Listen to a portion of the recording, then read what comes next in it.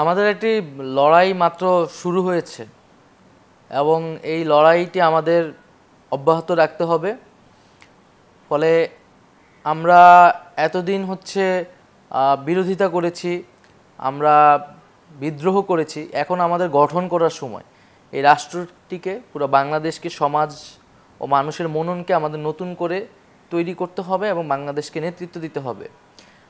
সেই জায়গা থেকে আমাদের আসলে একটা দীর্ঘ পথ পাড়ি দিতে হবে। কিন্তু আমরা জানি এখনও ষড়যন্ত্রের পরিস্থিতি শেষ হয়ে যায়নি। সরকার এবং সরকারের বাইরে বিভিন্ন জায়গায় সেই ফ্যাসিস্টদের দোসররা রয়ে গেছে, যারা নানাভাবে পরিকল্পনা করছে।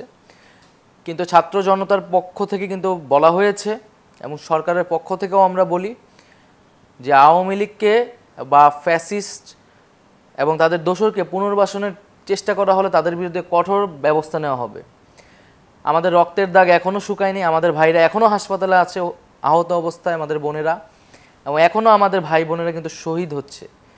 এবং এর মধ্যেও যারা আওয়ামী লীগকে আবার পুনর্বাসনের পরিকল্পনা করছে, আওয়ামী লীগকে আবার বাংলাদেশের মাটিতে স্থান দেওয়ার কথা ভাবছে, তাদের বিরুদ্ধে অবশ্যই কঠোর ব্যবস্থা নেওয়া হবে। আওয়ামী লীগ একটি গণহত্যার সাথে জড়িত, মানুষের ভোটাধিকার হরণের সাথে জড়িত, গুম খুন, মানবাধিকার হরণের সাথে জড়িত। ফলে আওয়ামী লীগকে বিচারের মুখোমুখি দাঁড়া করাতে হবে এবং যারা এই ছাত্র হত্যাযজ্ঞের সাথে জড়িত ছিল তাদেরকে তো অবশ্যই আমরা বিচার সম্পন্ন করব।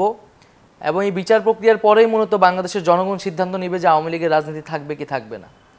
এবং এর আগে আওয়ামী লীগের কোনো পুনর্বাসন সম্ভব নয়।